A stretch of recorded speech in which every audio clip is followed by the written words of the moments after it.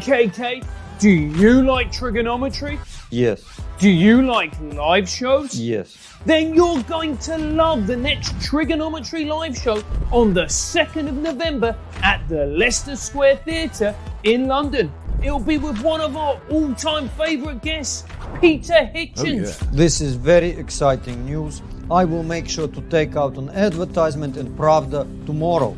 A fleet of sponsored ladders will descend on the Kremlin to promote this wonderful event. Our great and powerful leader, Uncle Vlad, will be wearing sponsored trigonometry speedos on White Horse. No need, mate. Our first show with Andrew Doyle is now completely sold out, and this one will sell out just as quickly. Tickets are strictly limited, and they're selling like copies of the Communist Manifesto. Greatest book in the world, second only to 10 cute things you didn't know about Joseph Stalin. I love that BuzzFeed article. Anyway, see you there, guys. Hello and welcome to a very special live episode of Trigonometry. I'm Francis Foster. I'm Konstantin Kisin. And this is a show for you if you want honest conversations with fascinating people. It does not get any more fascinating than the two brilliant guests, returning guests to the show that we have for you today. They are, of course, evolutionary biologists Heather Heying and Bret Weinstein, who are here with us to talk about their brilliant, fantastic book, A Hunter-Gatherer's Guide to the 21st Century. We cannot wait to speak with them. The show is going to work like this, very simple. We're going to chat with Bret and Heather for about an hour and 10 minutes. We're going to have a very short break. And then after that, it's going to be your chance to put questions to Bret and Heather. If you want to have that, all you need to do is send us a super chat on YouTube or send us a PayPal. The link to that is in the comments section below this video. Well, without any further ado, let's welcome Bret and Heather in here. Let's get the conversation started. Guys, welcome back. Gentlemen.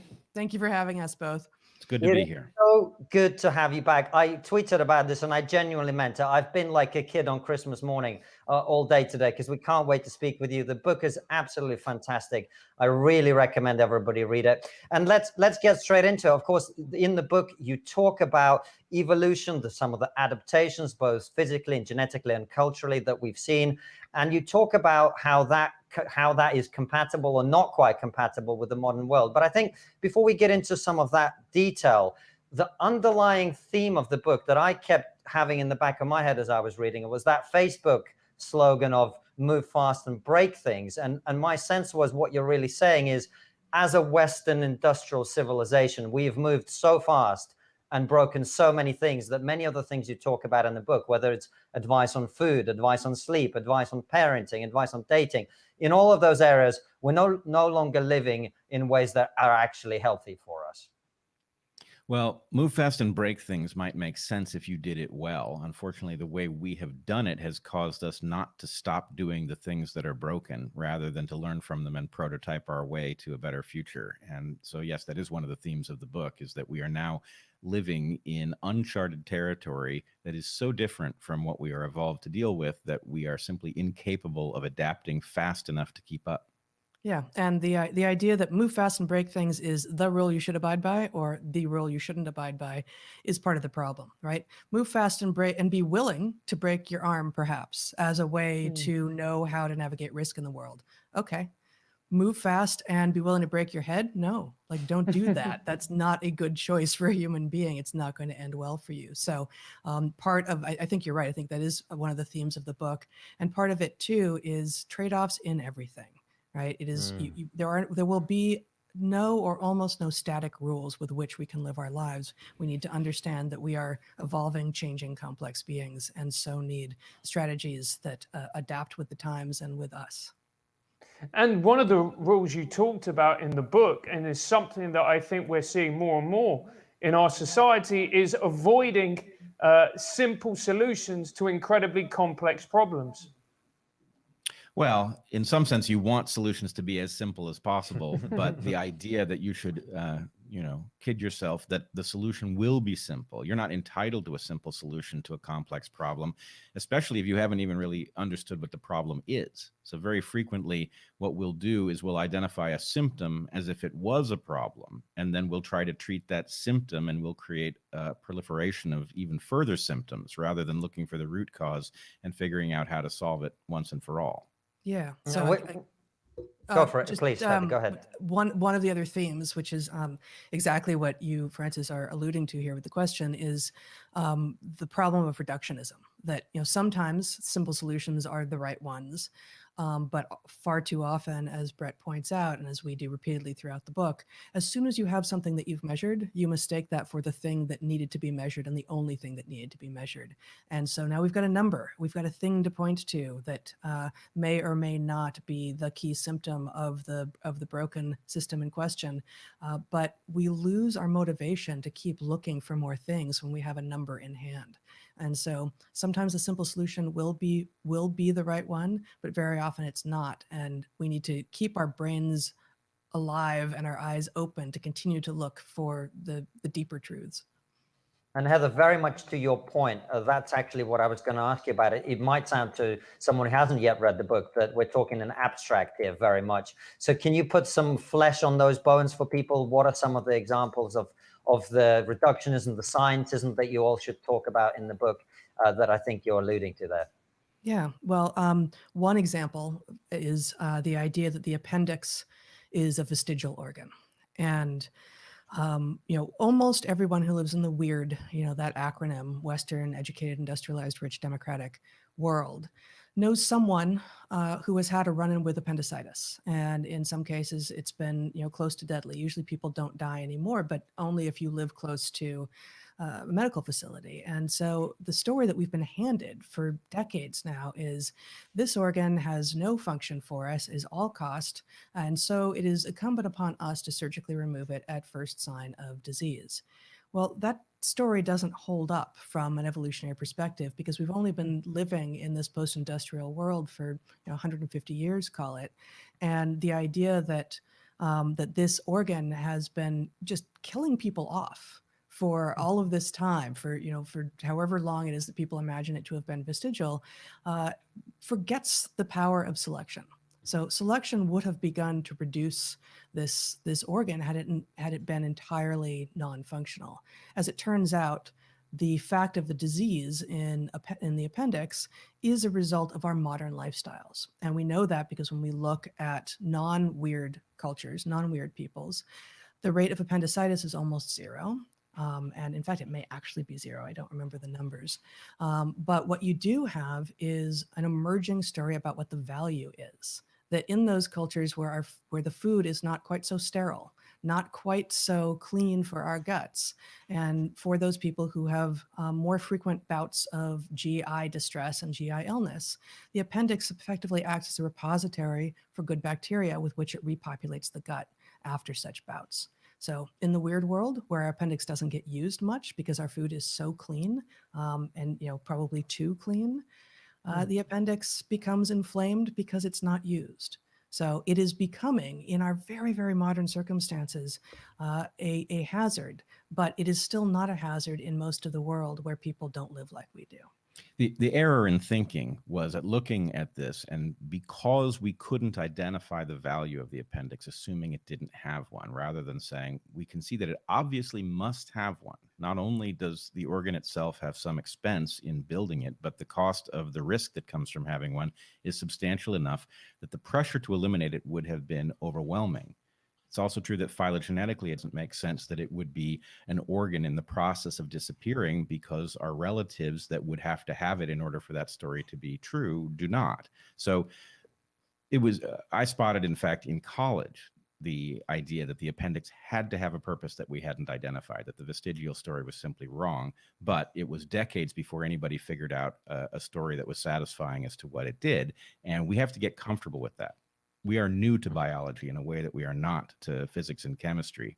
And that means that very frequently, although we can say something about how a system works, we don't understand it well enough to be authoritative, and we have to be patient to figure out what all of the details are in order to see the full story.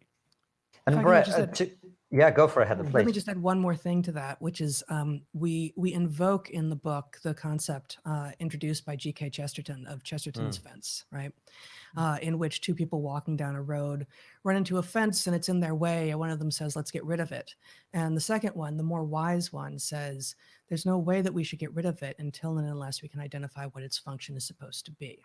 At which point, then we can talk about it. But until you know what its function is or was supposed to be, there's no way that you should just get rid of it.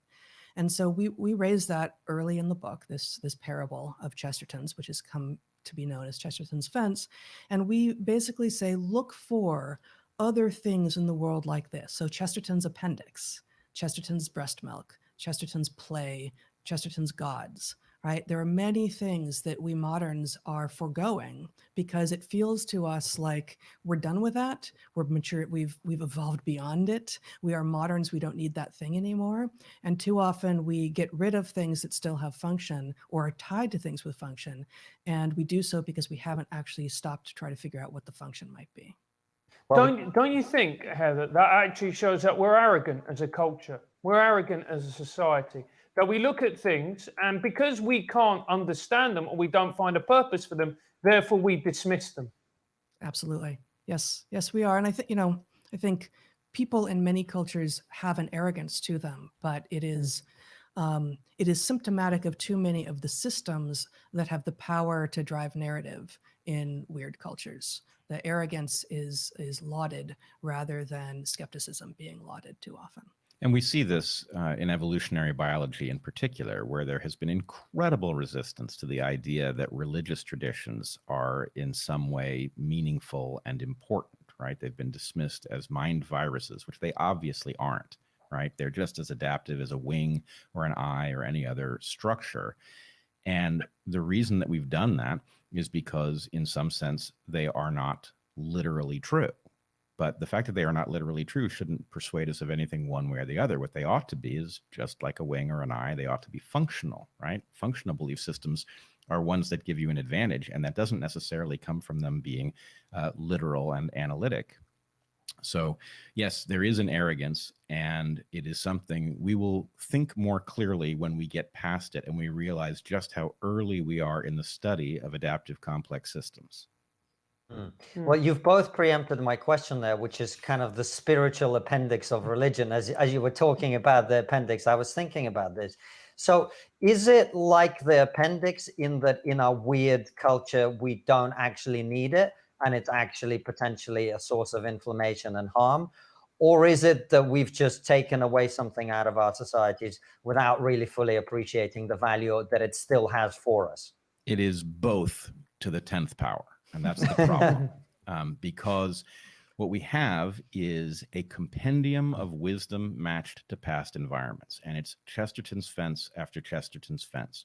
There are structures in there that are still serving their original purpose and are vitally important. There are other structures in there that may not only be useless, they can actually be harmful in our current environment. And the process of sorting which is wheat and which is chaff is going to be a very difficult one. But what we can say for sure is that it starts with the recognition that those belief systems were adaptive. That doesn't necessarily mean they were good. There were lots of things that urged people to war, things we mustn't do again, that, were adaptive. Right. So what does adaptive mean for people who are not evolutionary biologists? What adaptive means is that they are the product of selection, and they enhance the chances that the creature that has these traits will have their genes lodged in the future. It does not mean good, right? To say that something is adaptive does not mean that you are saying that it is good, either for you, the individual, or the population in which that adaptive trait may be spreading. Goodness is a moral assessment, and we say early in the book, as we always did in our classrooms as well, that we will not fall prey to the naturalistic fallacy, the is-ought fallacy. There are sort of a cluster of similar fallacies that philosophers recognize, but to recognize that something is natural, which is itself a complicated term, but to recognize that something is evolutionary is not the same thing as claiming that it is what should be. And that, in fact, is the error that people who've abused evolutionary thinking have made. People like social Darwinists and eugenicists and such have made exactly that error. They have seen some measure of success and have decided that that thing that has succeeded in the way that they have claimed it is therefore who should be winning. And there's nothing in evolutionary thinking actually that suggests that. It's also important for people who are bootstrapping a model for thinking about evolution to realize that you have competing strategies in which both versions or the multiplicity of versions are all products of selection. So ruthlessness is certainly a product of selection, as is compassion. Rape is a product of selection, as are laws that punish people who rape, right? These are competing strategies. And what that in part does is it puts the onus on us to figure out which parts of what is evolutionary we wish to retain and augment, and which ones we wish to banish. And it's really a human question. It can't be solved simply by science for exactly the reason that Heather is pointing out. The fact that something isn't the same as it being a good thing, and choosing is our obligation. Bret, before I interrupted you to ask you to explain adaptive to us and our audience, you were talking about religion being an adaptive thing. What does that mean for us? Well, it means a number of things. One, as long as scientific folks keep wagging their finger at religious folks and saying you're suffering from a delusion, we're never going to get anywhere, because religious folks know that they're not suffering from a delusion, which doesn't mean that what they believe in is literal or even still relevant, right? We have to get to a conversation in which the scientific folks acknowledge what religion has been and why it has characterized every important society. And the religious folks recognize that their book of wisdom may in fact be so out of date that it needs a rethinking beyond the style of rethinking that has typically characterized religion, right? It would annoy many people, but we could draw a phylogeny of religions, and you could see that, Christianity is a version of Judaism, and that Protestantism is a version of Christianity, and we could, increasingly divide these things. Those are competing programs for exploiting habitats. Some of them are adapted to different places and times, and, it works in an evolutionary fashion for a reason. Sectarian difference is effectively like variation in a population of creatures, in which those variants that more efficiently exploit the landscape and frustrate competition between members of the same lineage prosper, and those that fail to do those things go extinct. That's how these things got shaped by selection, and it's why we have these remarkable narratives in the present. But to recognize that these are products of evolution is to say that we know that they are adapted to the environments from which they came and not the environments that we find them in. And that puts the onus on us to figure out which portion of these things is still relevant and which portion needs an update or replacement. The part of the book that I found really interesting was where you tackled astrology, because now we're very dismissive of people who enjoy astrology. But you in fact said, look, hang on, there is merit behind this way of thinking. Yeah, which will sound astounding with just that introduction. And indeed it did. It did to us when we first began thinking about this. The fact is that modern astrology is generally bunk, because it asks only what day you were born, and then imagines that it can tell you a whole lot of things about your adult personality as a result, I think, if my understanding of most modern astrology is right. But we cite in the book a study that looks at birth month gosh, I think it's maybe even over 1 million records from a hospital in the New York area over 80 or 90 years, separates these births by month, and then does this longitudinal analysis of tens, dozens, maybe over 100 different maladies that afflict human beings, and asks the question before doing the analysis: do maladies that people have in adulthood, are they predicted by the month in which they were born? The thinking behind this being, by the month in which they were born. But remember that the difference here between this and most modern astrology is that the control is the place. All of these people were born in the same place. And so if you were born in New York in December, are you not likely to be exposed to different pathogens and different early experiences than if you're born in New York in June?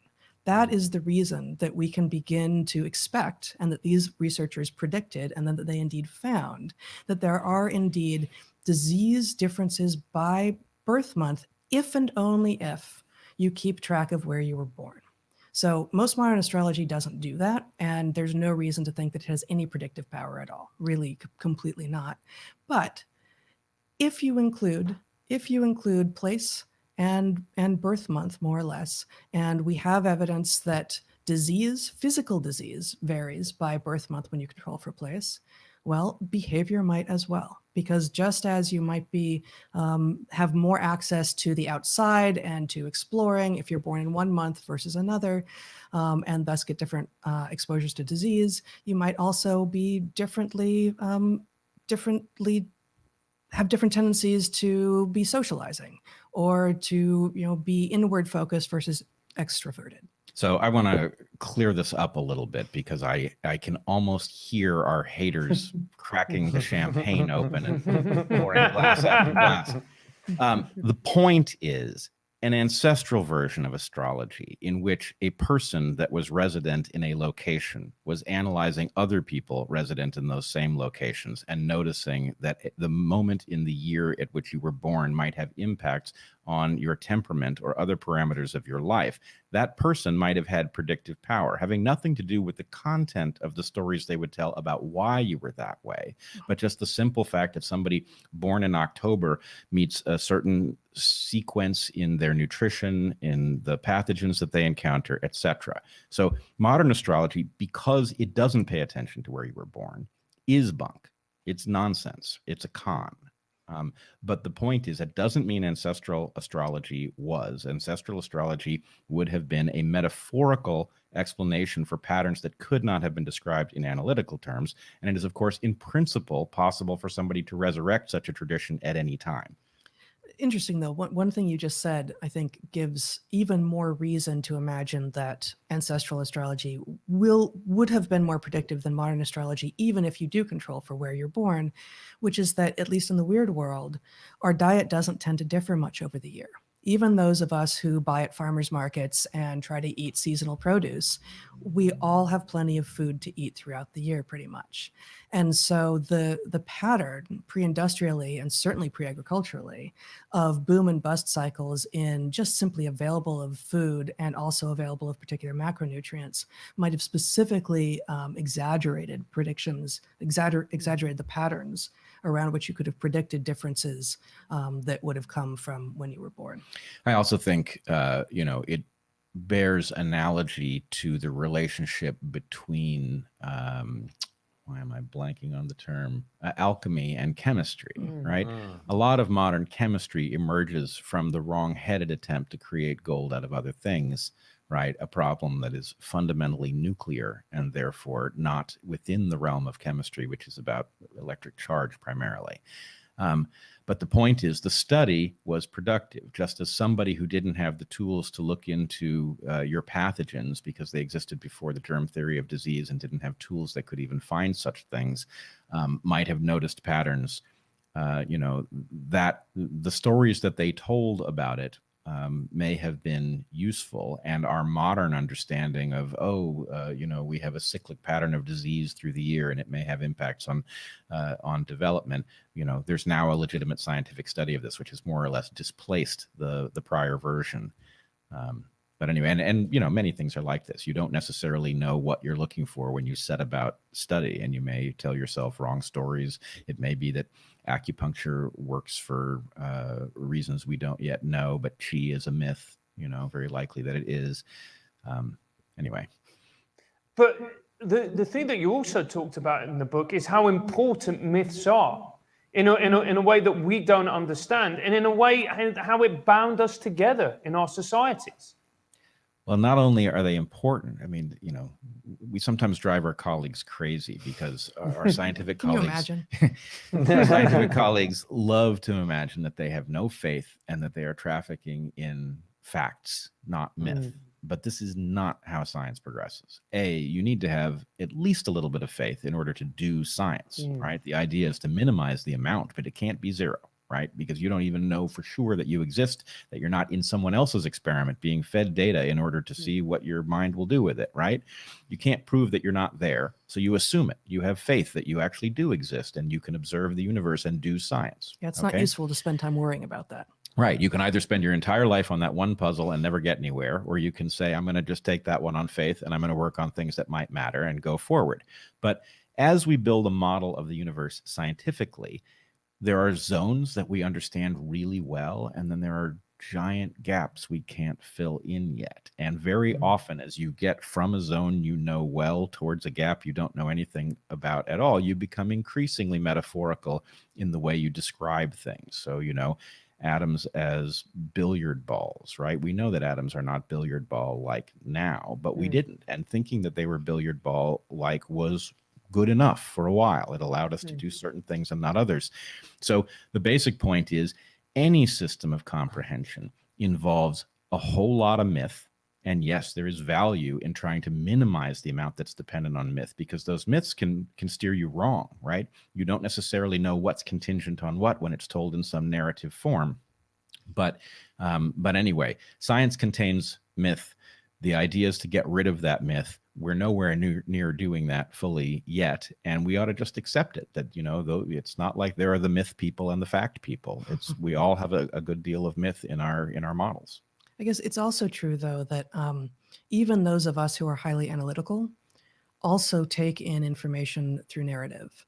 And many people vastly prefer the narrative route for taking in information, whether or not they recognize that. And since we are a narrative species, using myth to reveal truths, even if they come via stories that are, as we say, literally false, but metaphorically true, is likely to be a better way to encapsulate those so that we retain them and we can use them going forward. Most people will remember a story better than a graph. It's it's a very powerful way of putting it. Most people do remember stories. It's the way we're built. The part of the book that I found very, very interesting is where, if I say so myself, you flirted a little bit with social conservatism when talking about sex and reproduction.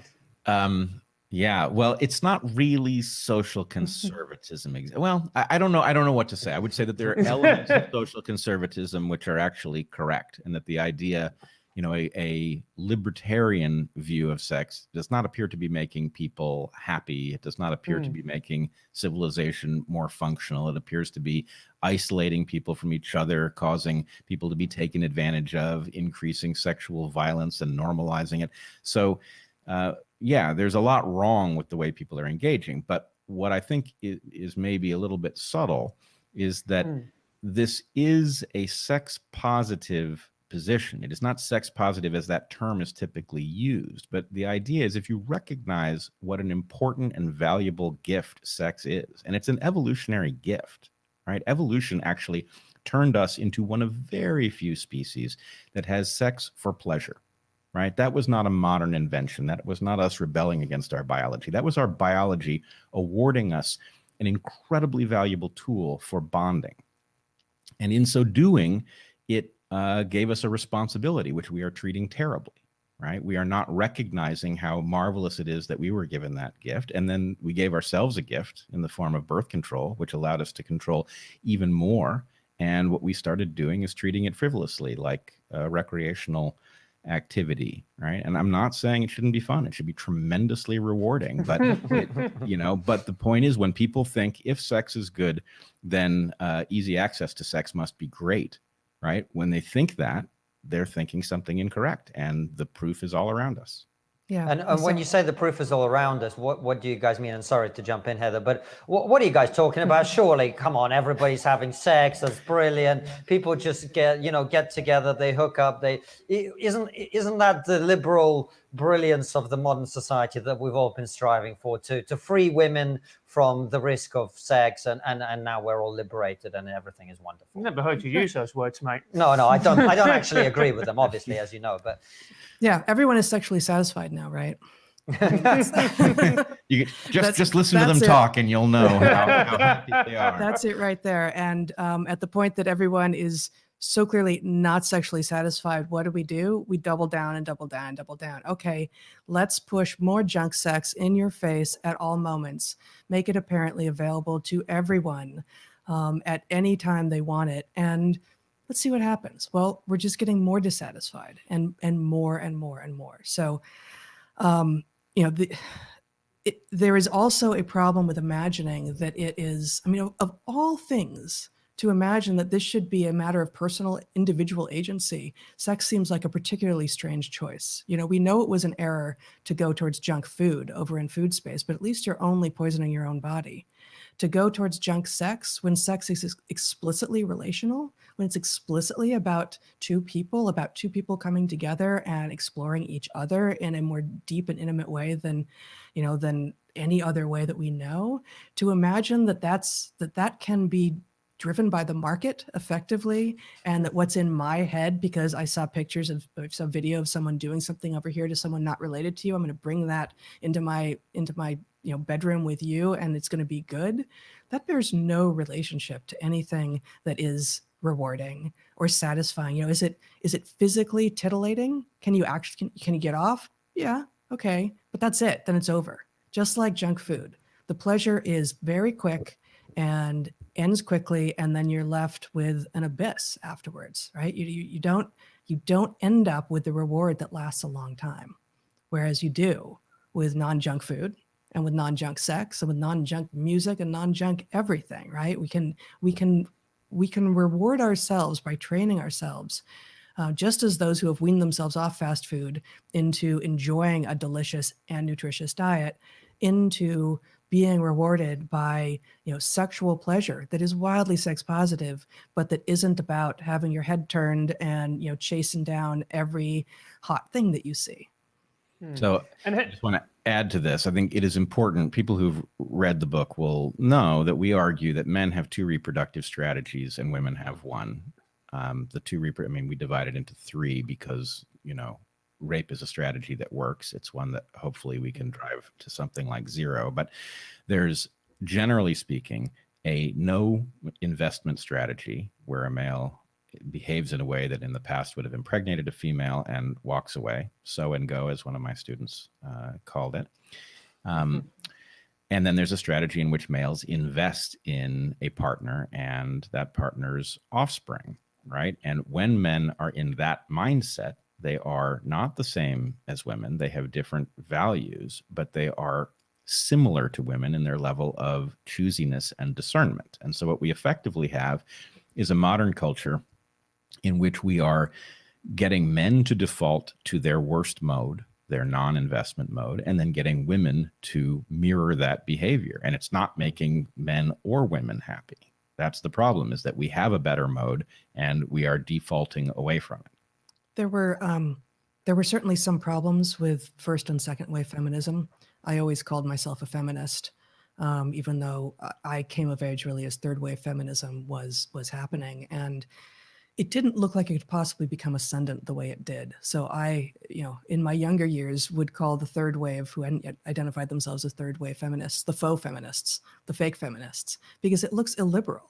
It looks, it looks frankly kind of misogynistic and regressive, and it's going to send not just women but all of us backwards. So this feels consistent with an actually liberal perspective on bringing equality of opportunity to men and women equally, but not pretending that we're the same, because we're not. And one of the parts of the book that I found really interesting in this chapter was talking about how a society where there was less relationships, where we were less monogamous, encourages male violence. Yeah, it directly does, because for reasons we don't have to go into, sex ratios tend to be about even at birth. And so what happens is, if you have a system in which which just means that there are an equal number of boys and girls born, absent other considerations. So any system that causes some men to have more than one wife leaves other men sidelined. And one doesn't have to extrapolate very far to see that a bunch of sexually frustrated men either becomes a problem internal to a society, or it becomes a global problem when the elites who have more than one wife take all of those sexually frustrated young men, arm them, and point them over a border at some enemy that maybe doesn't see it coming. And, you know, that's a pattern of history. And if we don't want to see that, if we don't want to see warlike nations, and if we don't want to see violence within our own culture, monogamy is clearly the way to go. It also has other really important benefits. It increases the tendency towards cooperation. In other words, full siblings have twice the reason to cooperate as half siblings do. It causes males to all be brought into productive activities. And frankly, the system of the coherent system of motivation that arises out of a circumstance where all men have the prospect of finding a mate, but need to be worthy in order to impress someone to get them to accept them as a mate, that system actually results in a tremendous amount of innovation and productivity in our society. So yeah, the benefits are many, and unfortunately, the sophistications of the moment are self-obsessed, and they are frankly delusional. Right? We hear stories about polyamory being a better system for child rearing, because basically nobody knows whose child is whose, and so everybody participates in raising them, and it'll all be glorious. And that's nonsense. Men are wired to need a high certainty of paternity before they're likely to invest. Well, but I think it's true, to give them their due, that in a situation in which no man knows whose child he has fathered, that all men will contribute to parenting equally, which is to say none at all. Like, that's what will happen. That is what will happen. Yes. I should say, again, I hear our detractors opening yet more champagne, because they will have heard us say something that argues that adoption doesn't exist. And adoption definitely does exist. But the point is, there's a difference between the eyes wide open version that actually functions for good reasons. There are reasons that people want to adopt, and they're honorable reasons. And the idea that people who just don't know whose children are whose are going to invest in them all at some high level, which is not going to happen. Heather, could I take you back to when you were talking about men and women and equal but not the same? Is that really the core of the problem here? Because I know from my own experience with my wife how empowering and liberating it is for us both to be able to say, you know, if my wife says, well, why can't you be more like this?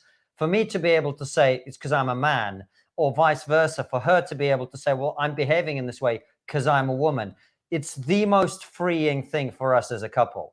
But to say that out loud in public is sexist, is misogynistic, to say, well, but she's like that because she's a woman, or he's like that because he's a guy.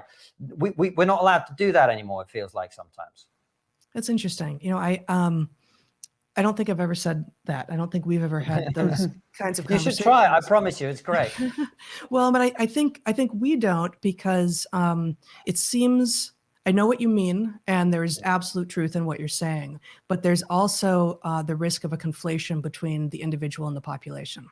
Right. Sure. So to recognize that men and women are different on, across many domains. It's not just height and muscle mass and hip width. It's also variance in many things, and interests, and the difference in interests, like for, things versus people, hold for neonates, for babies, and across cultures. This is not the Western patriarchy informing us of how we should behave. It's not what it is. But we have overlapping distributions. And so, if I had a chalkboard here, I draw two bell curves that are largely overlapping. And, that's not exactly the right description for something like, for instance, intelligence. Like intelligence, it seems that men and women have the same average intelligence, but men have much wider variance, much greater variance. And so there's more male geniuses and more male idiots. than there are women. And on average, we have about, the same intelligence. So that's interesting in and of itself. That said, there are female geniuses, and perhaps the smartest woman, however you might want to measure it, on Earth today, the smartest person on Earth today might be female. There is nothing in the truth of greater variance in male intelligence than in female intelligence, suggesting that there couldn't be women who were smarter than the smartest men, right? So the population level truth is absolutely true, and we are ignoring it at our peril. It's ridiculous. It's reality denying. It's getting in the way of a tremendous amount of not just progress at the societal level, but progress for individuals who are pretending that these differences don't exist. But that doesn't mean that any individual cannot achieve something because of the sex they were born to, with a few exceptions, of course. Things like gestation and lactation are simply, are simply getting dictated. problematic here. Yeah. Well, I actually would love to have a conversation where I could say, I'm this way because I'm a man, but she won't put up with it. That's because she's a woman. No. That's right. Exactly. But the book was fascinating right the way through. I just want to touch on pornography very, very quickly, because it seems to me that, and this is coming from a former teacher, that this is a ticking time bomb. And that what people don't seem to understand is, especially online pornography, has found a way to hack our lizard brains and essentially just get addicted to dopamine hit after dopamine hit after dopamine hit. It's terrifying, isn't it? Or am I exaggerating? No, you're not exaggerating. I think ticking time bomb is a weird analogy because it seems to have already gone off. Yeah. I mean, it's distorting the way people are interacting, and it is making them much, much worse. But the number of things that are wrong with it and the reasons are pretty obvious, right? So for one thing, if we define pornography as erotic content that's generated for profit, which I really think is the best way to define it, then the point is, well, we know what an entity trying to make profit off of sex is.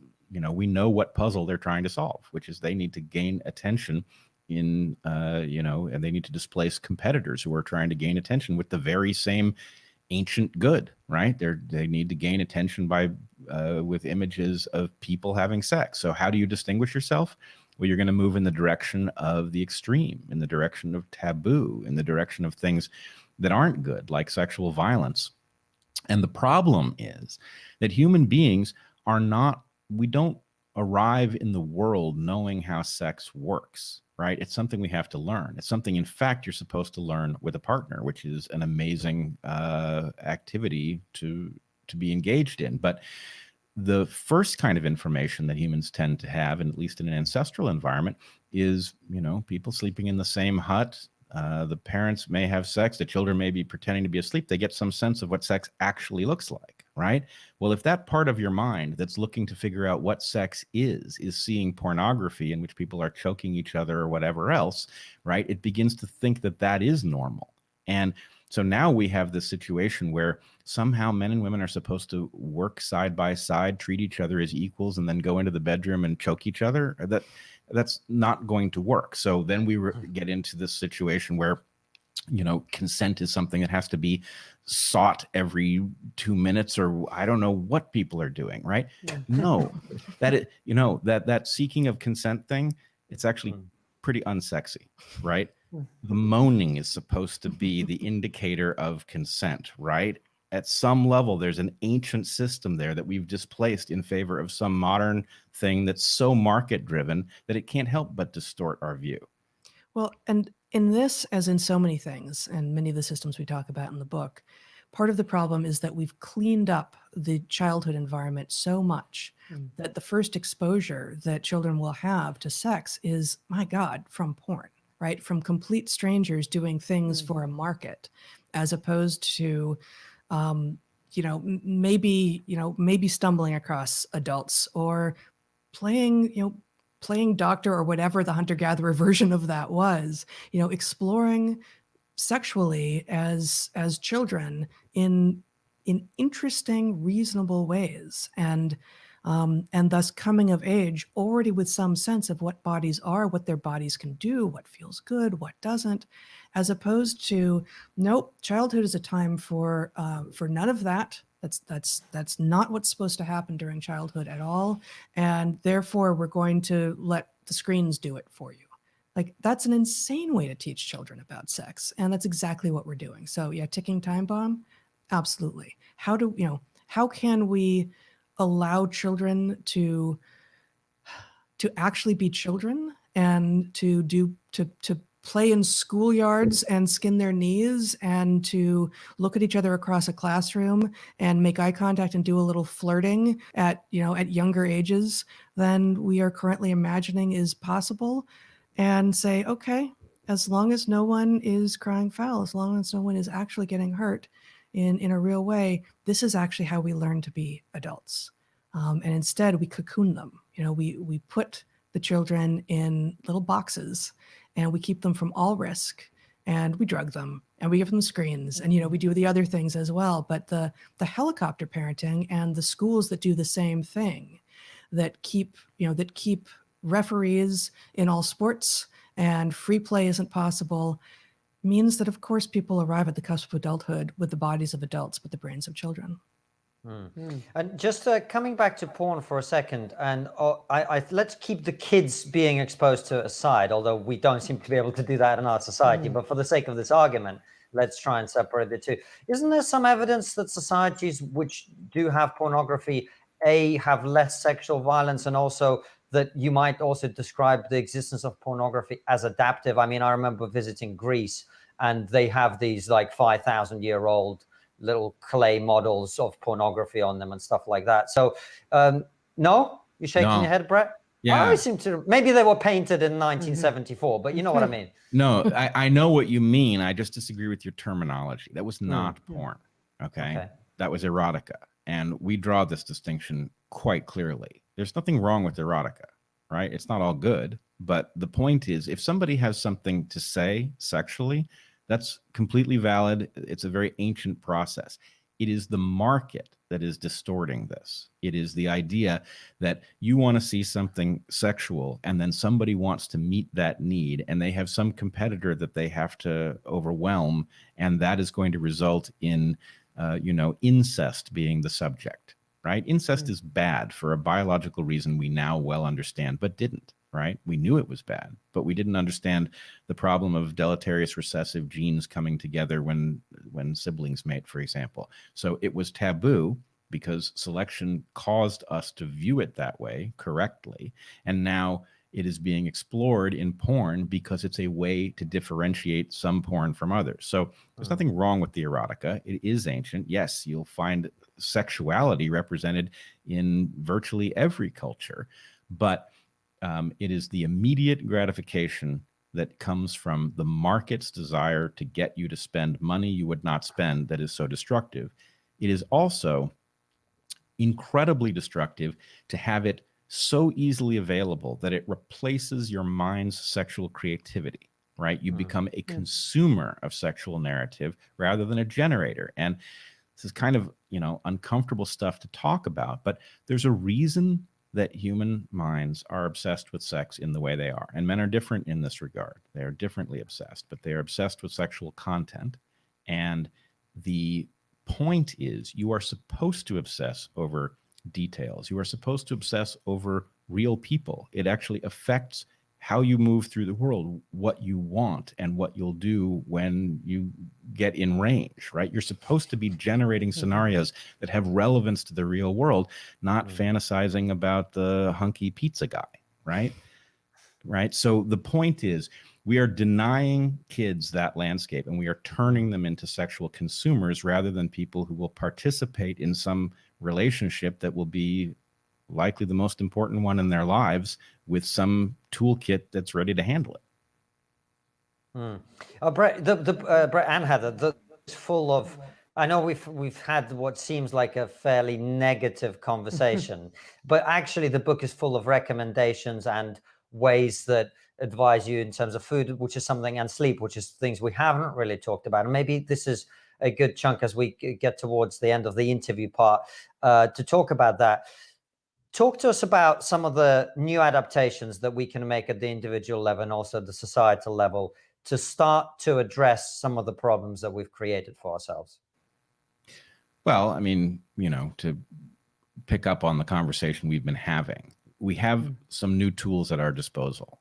Birth control, for example, allows women to choose if and when to reproduce and how much. That means that we have a whole new set of opportunities with respect to careers that women can enter and participate in different ways. So we have all of these opportunities that are the result of a technology, but that technology has downsides as well. It is causing people to treat sex in a frivolous way that is causing them to be less kind to each other, to prioritize the building of meaningful, permanent relationships at a much lower level. And so the question is, with all of these things, is how do we take the advantages that come from novel technology and separate them from the costs that happen when we deploy those technologies arbitrarily? So that was not a suggestion. That was staying negative. I've got a positive. That sort of that brings together some of the things you've talked about: the sex, relationship, and sleep, which is to say, anyone who's had a newborn in the weird world has thought in advance, at any rate, about how it is that they're not going to be sleep deprived for the first many months of their life with that newborn. And one of, birth control is an incredible modern invention that has freed women and the opportunities available to us, and therefore couples as well, greatly. And of course, that it comes with costs too. Similarly, the ability to express breast milk and to save it for later so that the mother does not have to be on hand at all moments that her baby might need that breast milk is a wonderful modern invention. But as actually one of our students back at Evergreen began to wonder with regard to why are there so many sleep problems in newborns in the weird world, she began to wonder if, given that we now know that breast milk is not just nutrition, just like food is not just nutrition, and not just even immune information, but possibly other things as well. Maybe it is helping to entrain the sleep cycle. Maybe it is helping to establish a circadian rhythm for the baby. And therefore, it is hypothesized, and we do have this in the book, that if you are in the position where you are a new mother and you have a partner who is willing and able to help feed your child, and your child is only getting breast milk, that when you express milk, putting not just the date, but the time on it, so that if the baby gets up at 2 in the middle of the night and it's dad's time to feed the baby, if you pull a bottle from the freezer that is from 2 in the afternoon, there is a good chance that you have just sent that child the signal, it is daytime. It is time to wake up and play now. And that baby may now be well fed and well awake and not ready to go back to sleep. It is time to rock and roll. And what you want to send the signal is, you are now well fed. It is still the middle of the night. We are all sleeping, and so should you be. And the simple fix to the modern wonder that is the ability to control our reproduction and our feeding of our babies, of time stamping breast milk that you've expressed, may well help with the sleep deprivation that so many new parents experience. So that's just, that's kind of involved, but there are a lot of things like this where, okay, it's not that modernity is bad. Modernity is fast. It's too fast changing for us to keep up very well. But if we think evolutionarily, there is often something that we can just add to what it is that we're doing in order to get some of the coherence back. And what about some of the stuff that, if you hadn't just written this book, we'd normally be talking with you guys about on the show, which is, I'm trying to make it less negative than it's going to come out, but, I'm tempted to describe it as the slow or rapid breakdown of society, depending on how you see it, but you know what I mean, right? And you're kind of alluding to it with the impact of the sexual revolution, the impact of the hookup culture and all of that. That has downstream consequences, which we see on the streets, which you see in your former college, et cetera, et cetera, et cetera. How are we going to fix that? Well, okay. How can I say positively? I don't know that we are going to fix it. Chill out. But if we were going to fix it, the first step would be recognizing what the process is that is creating all of the dysfunction, and recognizing that as incoherent as a lot of the complaints about Western civilization have become, that the frustration is actually about something, right? We have an incredibly productive society that does not distribute things well. It does not protect people from, for example, the consequences of bad luck, which we absolutely should do, right? Protecting people from the consequences of bad decisions is a mistake, but protecting them from the consequences of bad luck is our obligation, and it's good for all of us to do it. So the first step is recognizing what we're doing wrong. One thing we're doing wrong is we are letting markets decide what we should want, rather than just simply deciding how best to solve problems that we have handed to them. And then the second thing is to recognize that on our current trajectory, we know that the resources of planet Earth will not continue to support us, that we are actually headed into great danger, that is not a situation that is totally novel. Many past populations have faced situations like that, but that in order to get out of a trajectory that is likely to be fatal or at least extremely destructive, the right thing to do is for us to rise to what we call collective consciousness and get serious about the question of how else we might exist so that we don't have this. And, what we have is a civilization that has been a fantastic prototype, but the structures, 18th century solutions to how we will govern ourselves just simply aren't adequate to our modern problems. It's time to figure out how to take the things that they discovered that do work and the values that they correctly focused on and build them into a system that is capable of dealing with modern problems. So anyway, that's the last chapter of the book is about that. And you touch upon that, this idea, and that in our society, we're addicted to growth. And we believe that growth is always good, but in the sense, growth is just slowly destroying us. Well, and really, life is addicted to growth. All evolved beings are addicted to growth. So that again, it's not just about the weird societies. It is what we are. So we argue in the book without pretending to provide a blueprint, because we argue that we need to get to the beginning of an adaptive foothill so that we can climb from there and explore what the future can look like that is maximally productive and fair for all. But the growth itself is, yes, an addiction, but we do crave it. So how can we create the sensation of growth without actually using more stuff?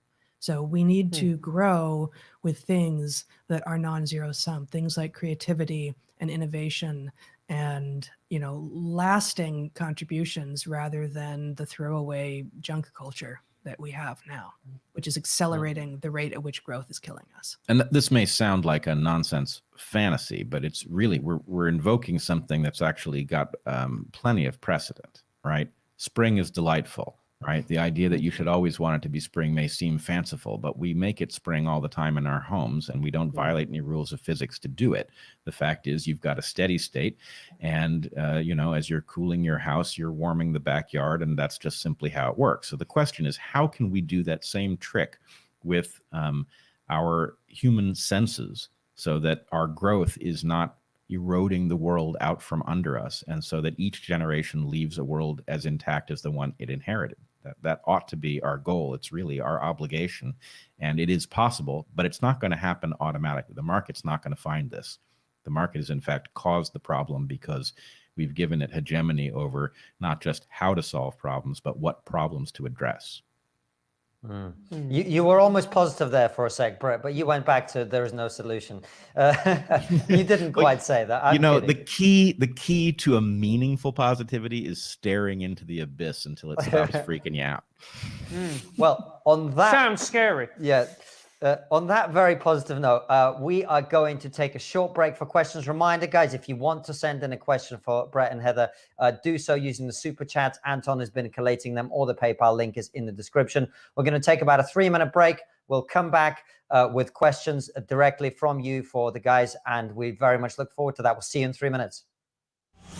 Hey, Konstantin, do you love trigonometry? Of course, incredible interviews, hilarious live streams, hard-hitting satire, plus my handsome jawline. Whatever takes away from your hairline. But if you do love trigonometry and you want to support us, there's only one place to do that: and that's on Locals. Yes, Locals is a brilliant platform that has been incredibly supportive to our show and other problematic creators. The great thing about Locals is that it's a community for people who love trigonometry. That's right, it's a place for you to hang out with like-minded people, share thoughts, memes, and discuss the show. You can enjoy it for free, but it also gives you the option of supporting us for as little as $7 a month. And if you want to give more, you can. We have incredible rewards for our higher tier supporters as well. We've got everything from mugs, monthly group calls, and one-on-two chats with me and KK. Get in. Join our community by hitting the link in the description and the pinned comment below. See you there, guys. Hey KK, do you like music? Yes, but only if it's on balalaika and we have returned from successful day bear hunting. Okay. Music must only be played in group when we drink the blood of our enemies. Well, if you're interested in rock music, then Elite Tria is a band for you. They're an alternative rock band that stand up against cancel culture and the creeping authoritarianism in society. They're like a combination of 9 Inch Nails, Radiohead, and Alice in Chains. This sounds good. We must have them headline Bearfest in Russia. Support truly independent music by joining their free fan community. Sign up at go.elitefightria.com and get a free merch bundle that includes an autographed photo, fridge magnet, stickers, guitar picks, and secret bonus gift. Do you have a website, or do you plan to have a website? Well, if you do, then EasyDNS are the company for you. EasyDNS is the perfect domain name registrar provider and web host for you. They have a track record of standing up for their clients, whether it be cancel culture, deplatform attacks, or overzealous government agencies. He knows a bit about that. So will you in a second. EasyDNS have rock solid network infrastructure and incredible customer support.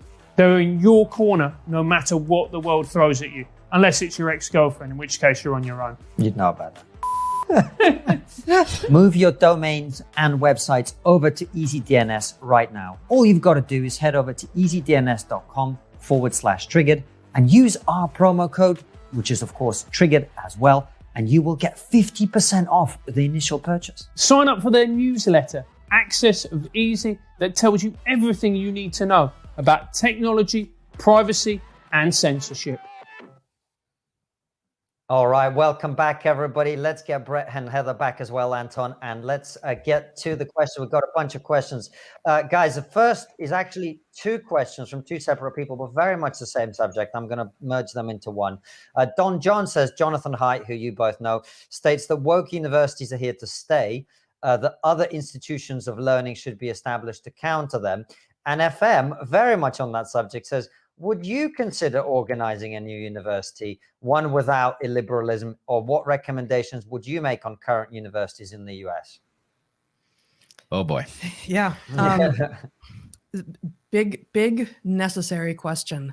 Can the existing institutions be saved, or do we need new systems entirely? Maybe some of them can be saved, kind of, but we definitely need a new system because we need a functioning system of higher ed. We did spend a little bit over a year working on a project to try to bootstrap a new kind of higher ed based on some of what we learned at Evergreen, because despite what everyone knows about how Evergreen blew up and how we came to the public eye at all, it really did have some extraordinary foundational principles which allowed for education in a way that doesn't happen elsewhere. The full-time interaction with students, really getting to know people well. The problem is that's hard to make scale, right? And so, what you're doing and what we're doing with podcasts, with trigonometry, is a kind of education, but it doesn't, for the most part, allow for a back and forth. So you can't get to know the people, and that is definitely a restriction on how far you can go with it. So. Yes, Bret and I both individually and together have considered and are considering ways in which we might think about new models of higher ed, but there are many challenges. I'll leave it at that. I'll let you riff. All right, a couple things. I don't think these institutions can be saved. I think it's more or less the point where your dog has rabies, and the idea is that's not really your dog anymore, right? That's an animal with rabies, and it's got to go. I do think alternative institutions are the way to go. There's a reason that it will be difficult to create them. The first question that you have to ask yourself at the point you decide to set up such a thing is, will you seek accreditation? If so, you have one failure mode. You will turn into exactly the same thing that you're trying to replace. Or will you not seek accreditation, in which case you will be hobbled by all of the obstacles that will have been placed in your path in order to keep the stranglehold on education that the current accredited system has. So at some point, people are going to realize, actually, I don't want the students from the accredited institution because they're all crazy, right? I want the students from the institution that makes sense, that isn't accredited and isn't crazy because it's not accredited, or that allowed for it not to be crazy. And because of that, there will be a massive attempt to stamp out any new types of stamp out or capture any new institutions that aren't accredited and show signs of being able to do this. So that's really where the battle is going to be.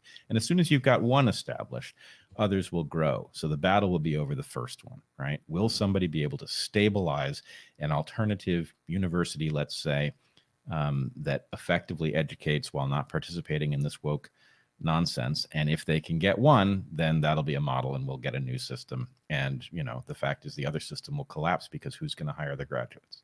Yeah. So let me just add one thing. In the US, I don't know the system in the UK, but in the US, being accredited gives you access to federal grants. And the federal grants come in two large categories, many more than this, but the two that are the most concerning are the grants for low-income students. So without things like Pell Grants in the United States, most students could not go to college. And if you're not accredited, you can't get Pell Grants. Therefore, you can't attract low-income students.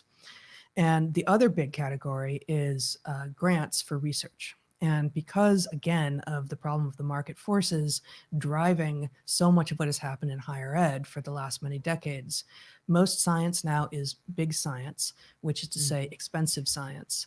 And the value of big science to institutions is hopefully sometimes, yes, the science itself, but unfortunately much of the value is that institutions get a tremendous percentage of the overhead on those grants. And so if you are not accredited, and therefore your big science faculty cannot apply for funds from, in the US, it would be NSF, NIH, DOD, even if they can get grants, even if there's somehow, you know, massive philanthropic money through which they can get grants to do their work, it will be very hard to move back and forth between that system and one which is accredited, because they will have no history of grant getting, the likes of which all of their peers do.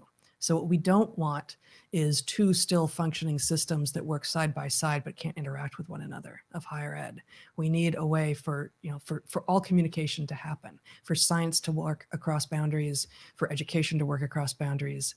And it can't work if there is this still struggling with its last breaths accredited system, which is holding on to all of the federal money, and an unaccredited system, which may have philanthropic money, but will not allow either students, as Bret alluded to, or faculty to move back and forth between the two.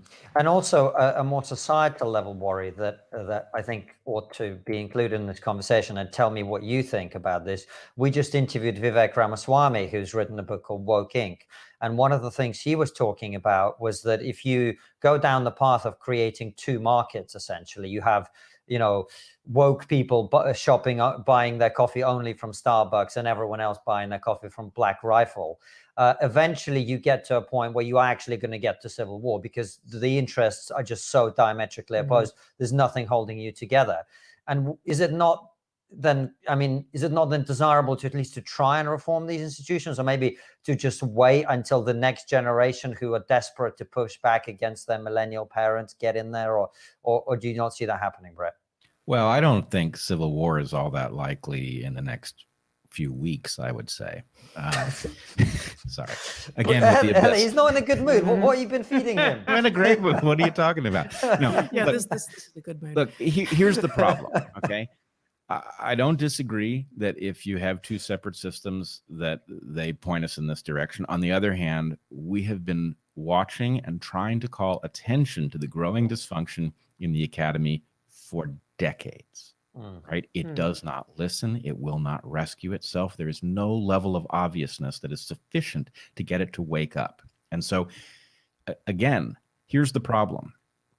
Maybe you've got a dog sled team and your dogs have rabies, right? Now, the argument might be, well, we can't very well shoot the dogs because they're our dog sled team, right? We'll be stuck here. But you have to shoot the dogs because they have rabies. That's where we are. And my point is, that's not the fault of those of us who have tried to explain that this was happening, that it was a lethal danger. I mean, we started making this point in the 90s, right? They won't listen. And because they won't listen, they've got a system that can't be rescued. So yes, we have to rescue it, and it's not going to work. It's time that we stop kidding ourselves about that. And, you know, it's possible if you generate the parallel system and it demonstrates value, that some of those institutions will say, hey, we're going to get left in the dust. Let's abandon this trajectory and let's reboot the university. Great. Let's bring them along, right? After all, they have beautiful campuses. They've got libraries all stocked with books. They've got everything you need in order to run a university, except for a staff that knows what they're doing, right? Or maybe the staff does, but the faculty largely doesn't, right? So that's the problem. And we could reinfuse them with competent people. But, you know, I'm not arguing that the situation is healthy if we have to start from scratch. It's a terrible waste. But, you know, having watched how we got there, I don't think there's a lot of hope for them waking up. And I guess there's another dimension along which we're dividing, which maybe it won't be surprising given that what we're talking about is sort of woke versus not woke. But in the US anyway, the sex ratio of college students is becoming ever more skewed. It's like 60-40 now, women to men. And the prediction is that within not too much time, it's going to be 2-1. And this means that there are a whole lot of young men who are doing something that's not college, who would otherwise have been going to college. Therefore, we're already getting this system. You know, it's not that there aren't always going to be many people who don't go to college, and that's fine. And many people are incredibly productive and do wonderful things without that. But for those people who intended to go to college, who wanted to go to college, who thought that they would benefit from it, if men more than women are saying, not for me, not that kind, not with education looking that way, then we are exactly moving towards chaos, because that won't last. And this question is actually loosely tied in to what we're talking about, and it's from Mackie McKinney. Can you explain what critical race theory is and what is so dangerous about it? My girlfriend is getting her PhD and claims it's all overblown nonsense, and I don't understand what it is exactly. Love you both. Nice finish there. Yeah, it was. Full stop, then love you both. Yeah, I mean, we could, you know, James Lindsay would do a better job, as would Helen Pluckrose or Peter Boghossian. But, you know, critical race theory began with a honorable study into structural biases in the court system, of which there are structural biases that resulted in a person having different prospects given a case with the same evidence based on the color of their skin. So this is decades ago. It's like late 70s or so. Decades ago. But it evolved into an obsession with race that effectively assumes that any difference in outcome is inherently the result of oppression. And this becomes perfectly absurd. In fact, some of the jokes that we once made about conclusions that would ultimately be reached have now been reached and broadcast. So, for example, you know, the idea that there's something about the modern system of national parks that must be racist because the races are not equally represented there. Well, that's not true. You can go to a national park and you can demonstrate the fee is the same. Nobody looks twice at you no matter what you look like. If you pay the fee, you're able to go in. This has something to do with preferences. And now those preferences may ultimately be traceable to disparities. In other words, populations that haven't had access to the national parks in the past, for various reasons, may be less likely to find value in those things now just because the tradition of going there hasn't been passed down. But that's not the same thing as saying the system is currently white supremacist, and that is the reason that we find different color people here than there, right? Bike lanes aren't white supremacist. National parks aren't white supremacist. colleges aren't white supremacist, and the assumption that they must be or everything would be dead even is absolutely illogical. And the fact that this has now spilled out of colleges into all of these structures, that it's in fact moving through corporations of all places and taking over their approach to managing relations within their staff, is evidence that somehow the conclusion is sacred and it is immune to reason. Yeah, so it's viewing the world entirely through a racial lens without any ability to consider other factors, which, there will be those who say, okay, intersectionality is trying to encourage us to think about all of these factors. But of course, it's just the demographics that are fashionable of the moment that we're supposed to be talking about. So as Bret alluded to, cynical theories by Helen Pluckrose and James Lindsay does a terrific job of describing what this is and where it's gotten to. But the fact is it's being used as an ideology, which is to say something that you must accept and shall not question in institutions of higher learning and in K through 12 schools, in the earlier schooling as well. And it's indoctrinating rather than educating. You are told to accept this and accept that your skin color is both your fate and describes whether you are oppressed or oppressor. And that feels like the very opposite of what anything claiming to be a liberal arts education should be teaching. Actually, I want to amend my answer for succinctness. It is the inverse of the colorblind society, right? And colorblind society has been falsely portrayed as a myth because people aren't colorblind. But colorblind society means that the court needs to be colorblind to you when you come in. It needs to treat you with indifference to your race, which is true, as we do need to as employers or educators or anything else. And so critical race theory is the idea that we have to be racially obsessed rather than work towards being indifferent to race in the distribution of well-being. Without pretending that it doesn't exist. Right. Oh, well, as you say, Peter Boghossian, James Lindsay, Helen Pluckrose, and Christopher Rufo, who we had on the show recently, all do a pretty good job explaining this, and we've had them all on the show. We've got a question from someone who wants to be kept anonymous, which I don't know why, because their question really isn't particularly incendiary. They're asking why people believe in utopias. You want to go? Go for it. Why people believe in utopias? I think actually there's a pretty good evolutionary explanation for this. And that is, if you think about what creatures ought to be wired to do, they ought to be wired to solve problems that are accessible to them. In other words, if a creature is moving through its landscape inefficiently in the pursuit of food, then moving through it more efficiently is the equivalent of finding more food, right? Because it wastes less. So we have an obsession with problem solving that doesn't have anything to do with us being humans, but we humans do it in a human way. Now, the problem is if you're obsessed with problem solving, right, and it troubles you as it troubles me that my refrigerator puts heat into my kitchen in the summer, right? I want my refrigerator actually outside of the wall of my kitchen so that it puts heat into my backyard and doesn't heat my house when I don't want my house heated, right? That's a solvable problem. So if you get into that mindset where you spot all the little things that are wrong and you try to think about how we would do them in a way that's better, then you will at some point arrive at the idea that this could all be perfected.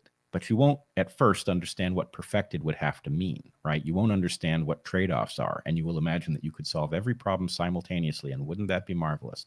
You can't, because those problems are in tension with each other, right? There's a reason that the refrigerator isn't on the outside wall, and it has to do with the efficiency of building homes. And you have to decide which is the priority or at what level you will balance them.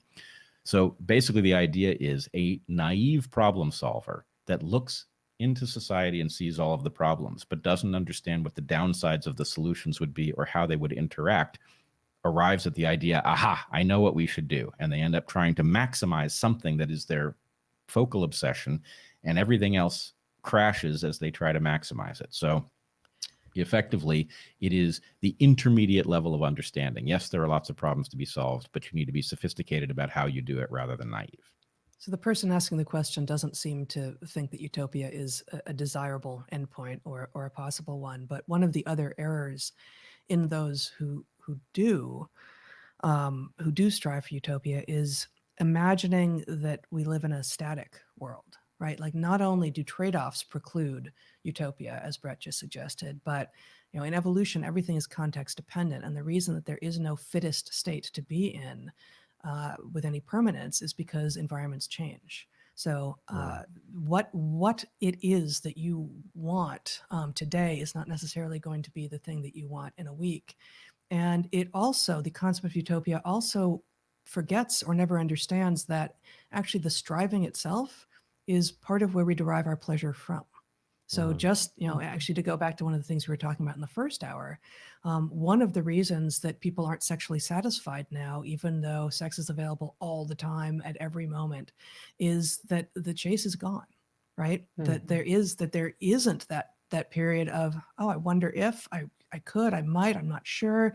Oh, that's felt like a setback, but maybe I'm now moving closer. That is actually part of the fun. That is part of what feels like productivity and joy, and allows you to be driven to be creative or analytical or whatever it is that is your particular toolkit with which to make progress in the world. And so, getting to the state wherein everything is fine, well, it's guaranteed not to feel fine for more than a little while, because your brain will then continue to seek growth. Let me follow up on that, Heather, because as you were talking, it was actually quite interesting, because I was thinking how what you're saying about evolution, and I've heard this phrase obviously a billion times, it's the species most adaptable to change, that blah, blah, blah. But I was thinking about it on an individual level. In our society, we tend to teach people, you go to school, you get your grades, then you go to college, you get your degree, then you get a PhD, then you train increasingly specialized to do one thing, and you get more specialized and more, and by the time you're 50, hopefully you're like the one person in the world that can do that thing, right? The problem is, in our society, by the time you're 50, that thing might not need to be done anymore. So on a personal level, what advice, I think young people watching this, or people who are kind of in limbo perhaps, what ought to be a useful attitude at the individual level to how you develop as a human being, so that you as an individual are adaptable to change? One of the answers is exactly in your question, right? Explore lots and lots of domains. Anything that you think you might be interested in, explore that. And don't ever assume that you're too old, but also recognize that there are developmental periods during which it will be easier to learn another language, pick up a musical instrument, that sort of thing, right?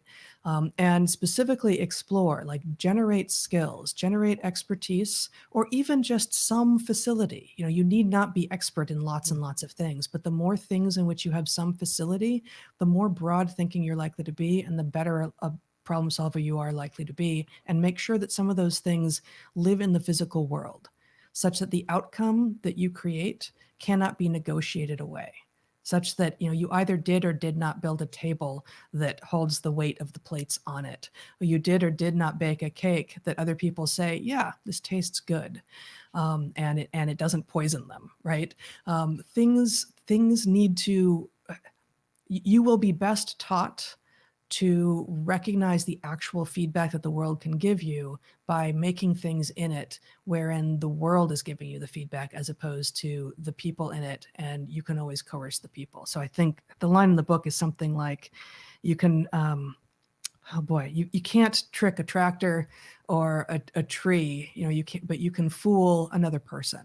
I didn't get the line right, but it's something to that effect. You can fool another person, but you can't fool reality. Yeah, I would say two things. One, invest in tools, right? Knowledge is free and the domain may change, but if you've invested in tools that can be adapted to whatever new domain emerges, you'll be better off. And if you've engaged with physical systems, then you will have a good intuitive idea of how things actually work. Whereas if you've invested in abstractions that the person at the front of the room told you were being smart about, the person at the front of the room may be a fool. And so they may have miseducated you, but an engine won't do that, right? Gardening won't do that. The stuff either grows or it doesn't. So those two things. We have a question now from a very passionate supporter of ours called Eli Munoz. And he said, I've heard physicists talk about sensing the divine in deep math.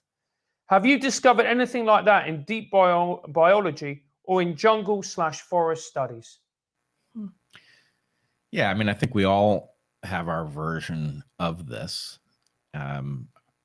I call mine the cosmic joke, right? The cosmic joke can be told 1,000 ways. And every so often you watch a creature do something and suddenly you understand what must be going on inside of that creature's mind, for example, right? And suddenly you realize, well, isn't it fascinating that the universe generated a creature that could solve a problem like that, and that would be true whether there was anybody here to notice at all? If humans had never evolved, that squirrel would still be doing that thing, right? With no one there to appreciate it, right? So yeah, there's the marvel of biology that exists.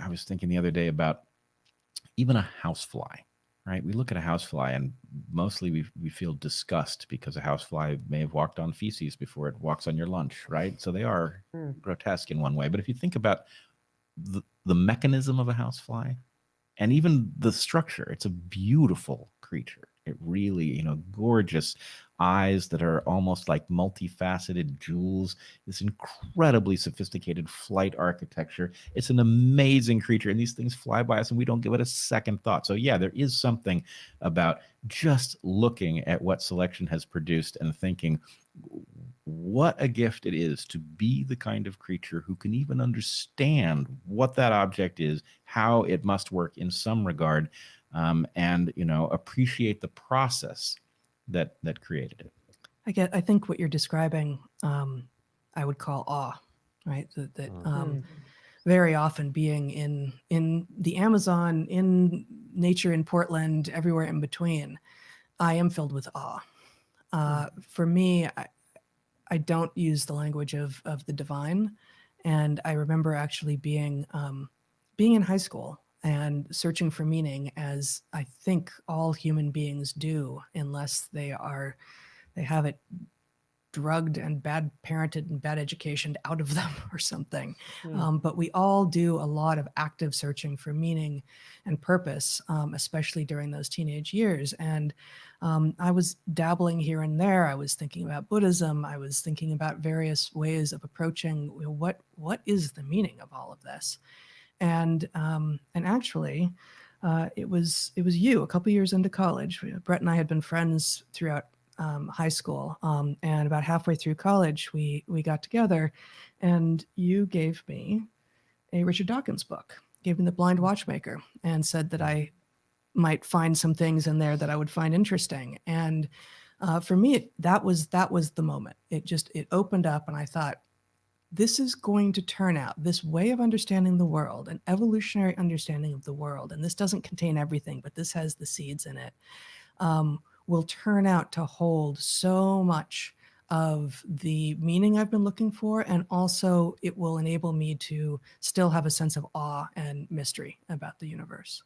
When we used to teach, Heather and I talked privately about what was minimally necessary to convey in a program, for it to be worth the students' while. And we used to talk about the keys to the kingdom. And the idea was they need to walk away from the program with enough that if they got the message and it means something to them, that they can then go forward without us being there to direct them, right? They need enough of the tools to say, aha, here's what these questions are. Here's how I might go about answering them. Here are the kinds of people who have insight that actually contributes to my ability to do that. And, for many of them, it worked. Many of them demanded that we write some kind of book that would allow them to pass the thing on to their friends. And this book is in large measure the result of that process. Do you ever stop and think, like you described the housefly, you'd see certain animals, you get confronted by awe-inspiring vistas, that there must be a God, that this simply can't have been created, organically, that there must be some kind of divine creator? Did you just ask two evolutionary biologists if in seeing evolution in action, they think of God? Yeah. Is that what happened? I dig it. I like the question, actually. And there are evolutionary biologists who would say yes, actually. And I will tell you that I check in with that explanation frequently. And I ask myself, have I yet seen something that cannot in principle be explained by the process that we are studying? And I will tell you, the result of checking in with that idea very frequently is that I know for sure there is a missing level. That the process in the evolution textbook does not explain the creatures that we see. And that's not because there is a divine influence. It's because we have fooled ourselves into imagining that random mutations being selected is sufficient to change something that's like a shrew into something that's like a bat. And it's not. There's an amplifier in there that we have not described well. And I think if you watch, assuming civilization hangs together, we're going to discover that layer. And that layer is going to make it a lot easier to understand how the creatures emerged in the marvelous form that we find them. Well, that is spicy indeed. It is spicy. Good. All right. Well, then you understood it, because that's the point is, yeah, you've been given a description of a process that's too crude to have done the things that you see. And that's not your mind playing tricks on you. But there's no reason to think we can't rule out a divine influence, but I don't think it's going to be necessary, because there are Darwinian processes that will fill in that gap. Some of which we begin to outline in the book. Yep. Actually. That's great. Well, it's a question about human beings now. Wintermute says, I think that's from Switzerland, says, I always assumed history repeats itself because human nature doesn't change. We fall into the same traps over and over again because our brains haven't evolved much for about 200,000 years. Is there a remedy stroke? Am I wrong? He or she says. Right and wrong. There is a tendency for problems to be very similar, and therefore us to fall into the same traps. There's a very sad pattern where we solve a problem, and then having solved that problem, people forget that it was a problem and they dismantle the solution and reinvent it. So that's awfully frustrating. Whatever could you be talking about? So many things. Yeah, I mean, dismantling the West because it isn't working fairly is absurd, right? Let's fix the unfairness about it. Let's diagnose it correctly and fix it. But so there is that, but then there is also the possibility of, I think people don't know enough about game theory.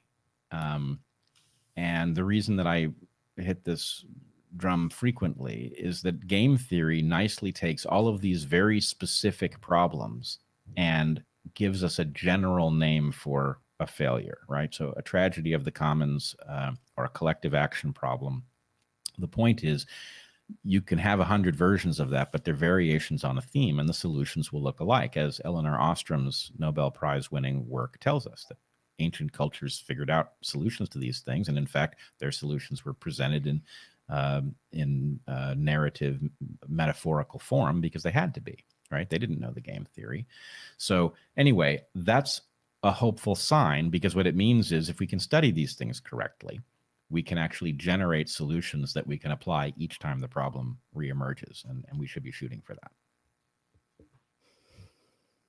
Fantastic. The next question is from Casey Kuhn, and this person asks, can you talk about the evolutionary utility of whistleblowers? Are there any examples of proto-whistleblower protections? Asking for a friend. So was that proto whistleblower protections? Is that what the second part? Yeah. Yes. Are there any examples?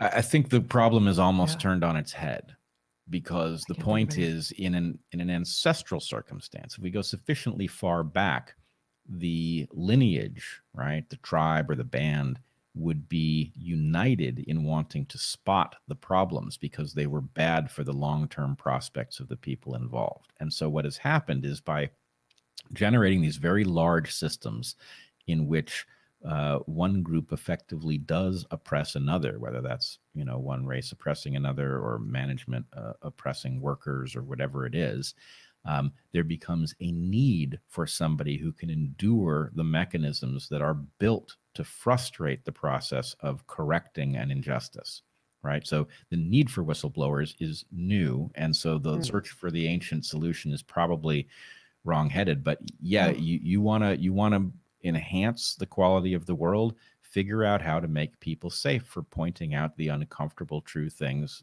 that describe what jeopardizes us. Yeah, I think this is right. I think this is one of the relatively rare situations where it might almost be a step function. Like there was a scale of organization below which whistleblowing wasn't necessary, because it was all done by people who knew one another. And so as we scale up, we become more anonymous, and people effectively become commodities, such that whistleblowing is the necessary, sometimes the only way to fix the wrongs, whereas you could have done it by more ancient human interaction before. And there's nothing actionable in that. But I'm afraid that fascinating question, but I think that's where I'm going to land. Well, I would take the example of what banking used to be versus what it's become. If you imagine even just a couple hundred years ago, the banker who was going to actually carry the loan that they were giving you needed to really make sure that you were in a decent position to pay it back, right? They had no interest in lying to themselves about that. The subprime mortgage crisis involved a lot of people who knew that they were going to make a loan and then sell it, and therefore wouldn't be there when things went bad, and it created a whole system of perverse incentives. So what happened? That problem-solving modality couldn't figure out why we shouldn't, allow you to bundle mortgages and sell them as a package, right? And, it's hard to describe why you shouldn't be able to. Now we've seen what happens if nobody can figure out how to explain the problem. But we have to recognize that we're doing that to ourselves all the time. There are lots of things we shouldn't do, but it's very hard to explain why. And isn't part of the problem as well that when you whistleblow, you automatically expel yourself from the group? And as primarily tribal creatures, that goes against our very instincts, does it not? Well, but so not here, but elsewhere, I've talked about a process I call cultivated insecurity, where the system of your life, the fact that your mortgage, your insurance, your retirement, all depend on the relationship with an employer, places you in a very awkward position because you may be doing well, but it can all go south all of a sudden. And this is, of course, somewhat different in the UK. Right. There are distinctions, but I guess the point is the cultivated insecurity makes it very hard to do something like be a whistleblower. And the remedy is a system that actually not only protects whistleblowers, but if you spot something that's actually a hazard to lots of people or threatens to destroy a great deal of public wealth or whatever, you should be rewarded for calling attention to it. So you want to cultivate security. You're right. Britain is going to be better, at least with respect to something like healthcare, which is not dependent on your relationship with your employer. So cultivating security so that people are free to describe what they see and to call attention to bad patterns is the key if you want those kinds of problems solved.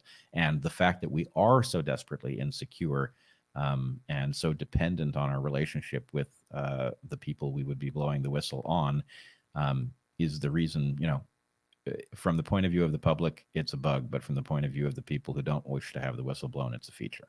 I guess one of the things is recognizing actually that we all belong to multiple tribes, and imagining that the group that you're whistleblowing against may feel like your home group, your home team.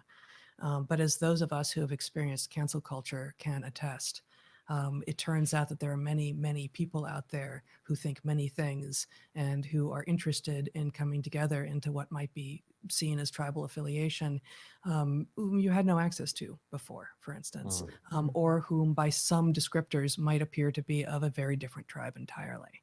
And so we can use demographic characteristics or political ideology or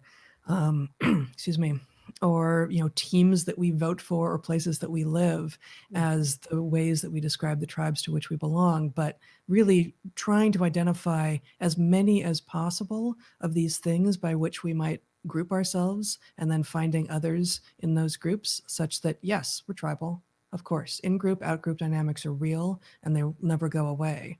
But the more groups to whom you feel a sense of belonging and feel like you're on the in-group there, the less fraught being a whistleblower will be, and also the more secure you will actually be and more capable of actually standing up and being courageous when it's called for.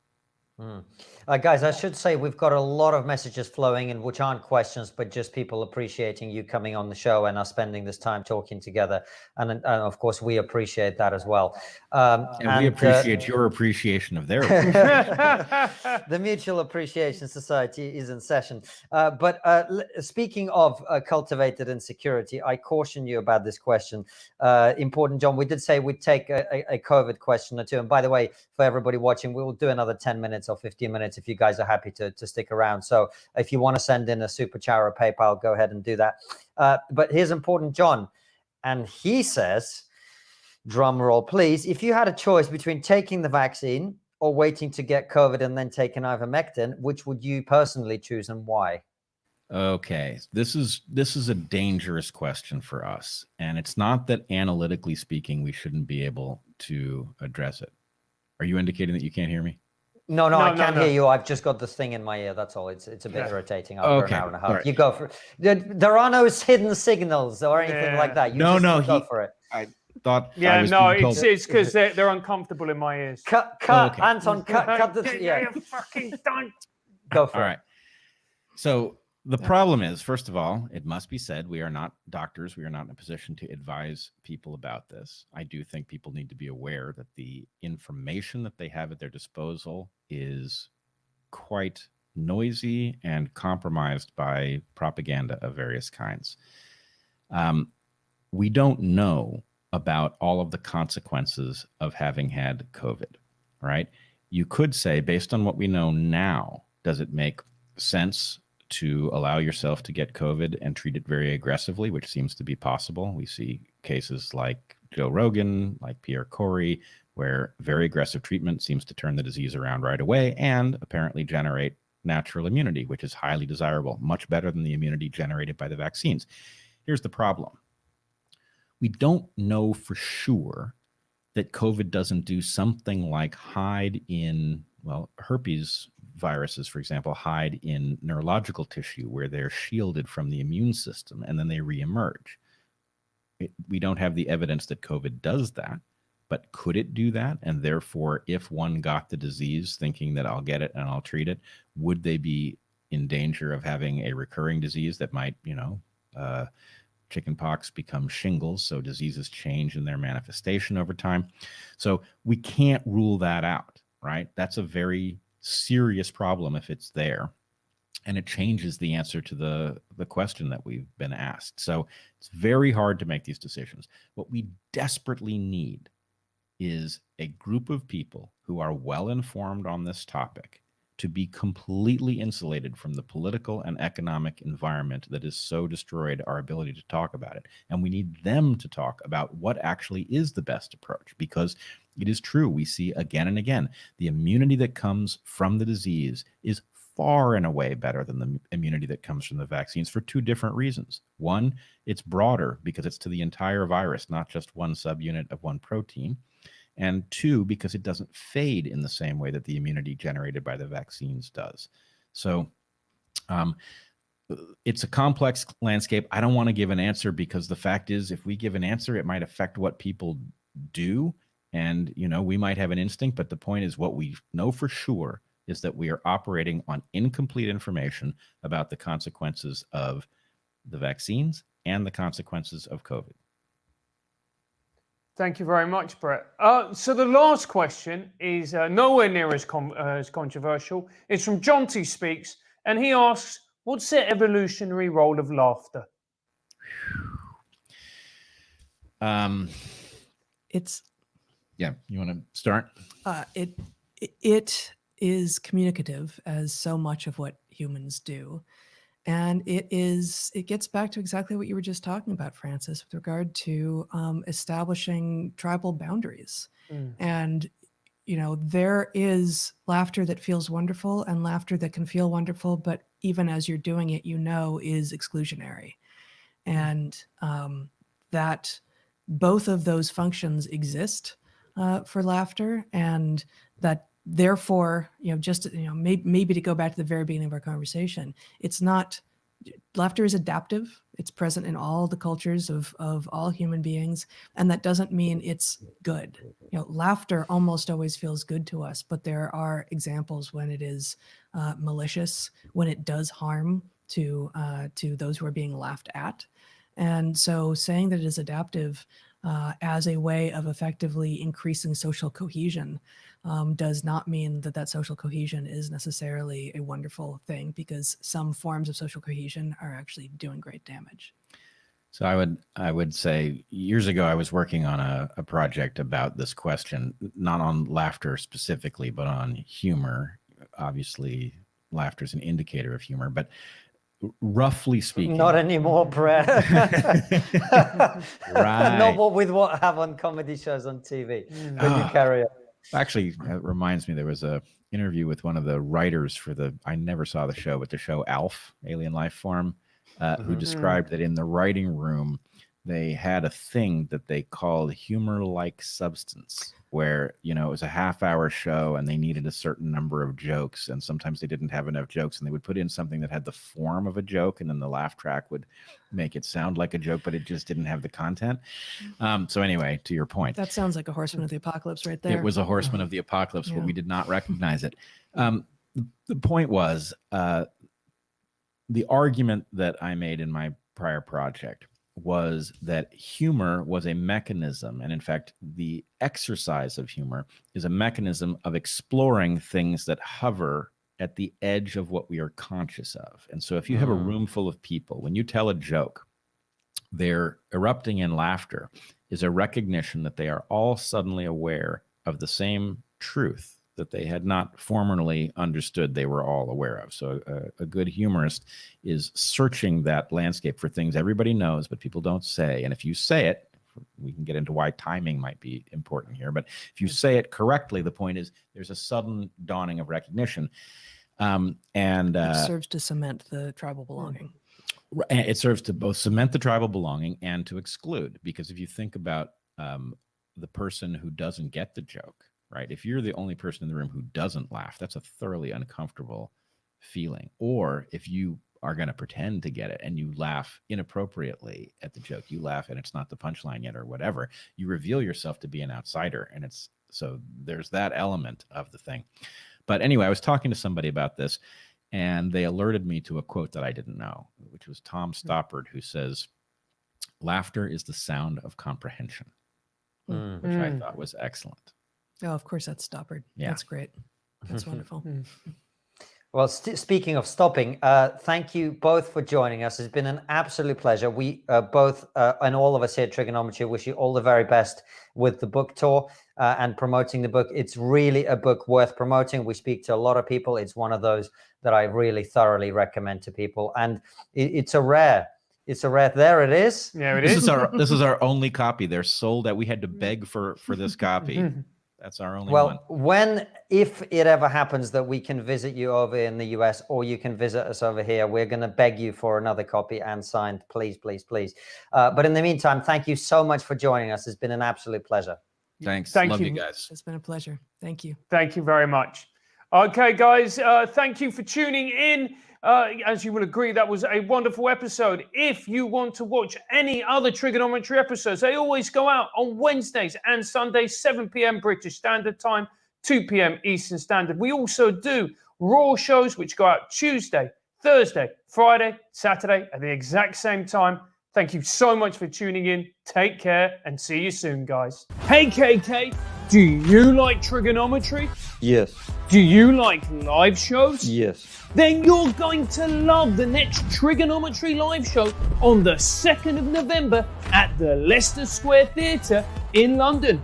It'll be with one of our all-time favourite guests, Peter Hitchens. Oh, yeah. This is very exciting news. I will make sure to take out an advertisement in Pravda tomorrow. A fleet of sponsored ladders will descend on the Kremlin to promote this wonderful event. Our great and powerful leader, Uncle Vlad, will be wearing sponsored TRIGGERnometry Speedos on White Horse. No need, mate. Our first show with Andrew Doyle is now completely sold out, and this one will sell out just as quickly.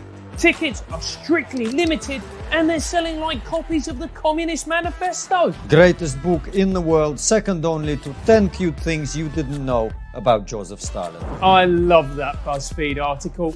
Anyway, see you there, guys.